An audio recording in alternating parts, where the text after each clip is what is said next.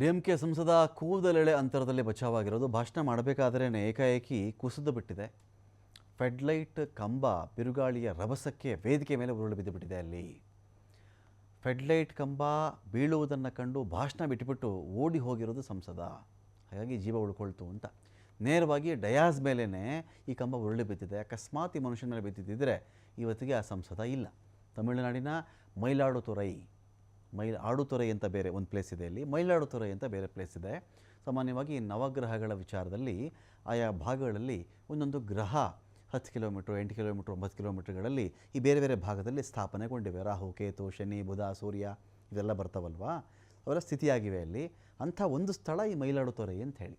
ಅಲ್ಲಿ ನಡೀತಾ ಇದ್ದಂತಹ ಕಾರ್ಯಕ್ರಮ ಅದು. ಸಚಿವರು, ಸಂಸದರು, ಶಾಸಕರು ಸೇರಿ ಹಲವರು ವೇದಿಕೆಯಲ್ಲಿದ್ದರು. ಅದೃಷ್ಟವಶಾತ್ ಭಾಷಣ ಮಾಡ್ತಿದ್ದಾಗ ಓಡಿ ಹೋಗಿ ಈ ಸಂಸದ ಬಚಾವಾಗಿರೋದು.